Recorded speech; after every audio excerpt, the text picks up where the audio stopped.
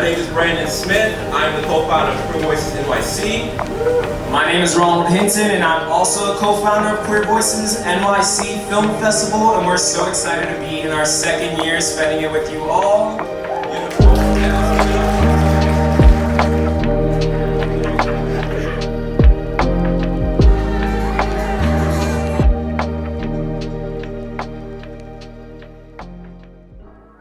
Our tagline is centering and celebrating LGBTQIA+ filmmakers of color, and that's what we really want. We're looking to build a community. We're looking to build a space where these filmmakers and creatives feel centered, they feel like the focus, but they also feel celebrated.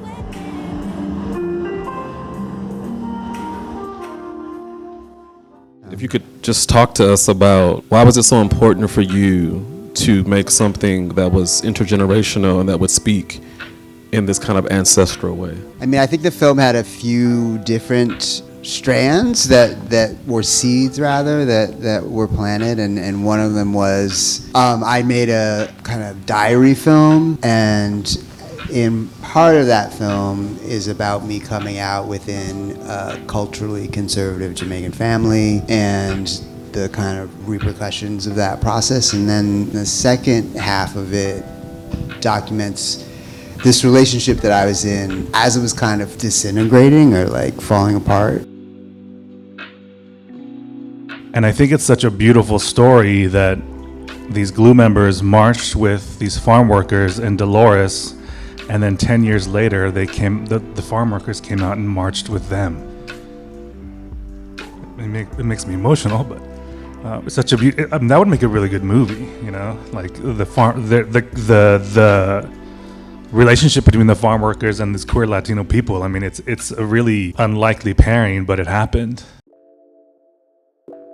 Like, why is a union important, and like, why is a WGA important? I will say, as a playwright, a union is important because it gives you health insurance, gives you benefits.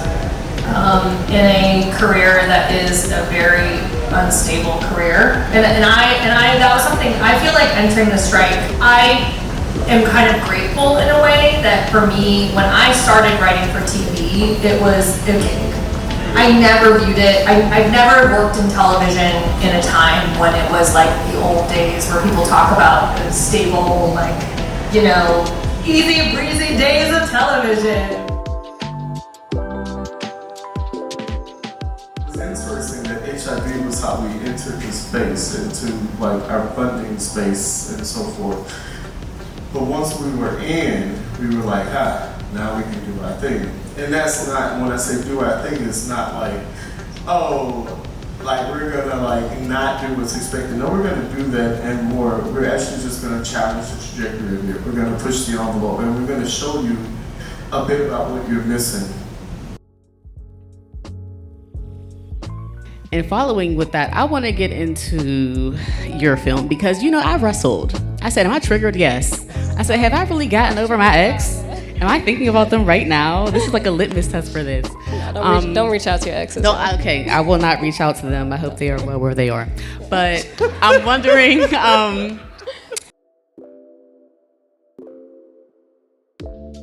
What was it like trying to get this show produced, and was there a point where you almost gave up on getting it produced?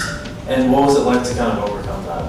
I don't know, it's interesting to hear you ask the question that way, because I don't think it was difficult to get it produced at all. Really? Well, here's the thing. So, I kind of like it. I take it all the way back to being a child and sort of like having a young mother who, she was 21 when she had me.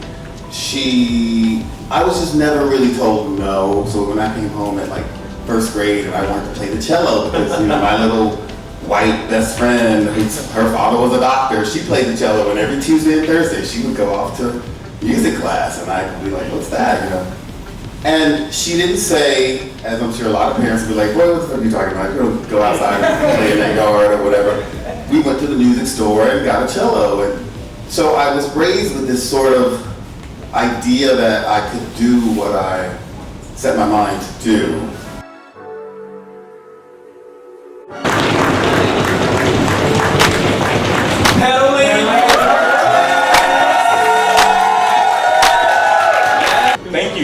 everyone here, just being here, right? Thank you all both for hosting us and holding the space for us to be able to tell our stories. Protection is...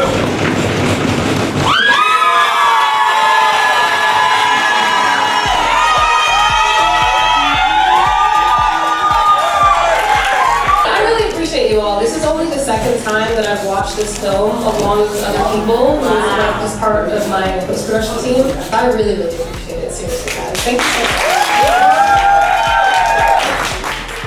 And this year we have such incredible films by incredibly talented people.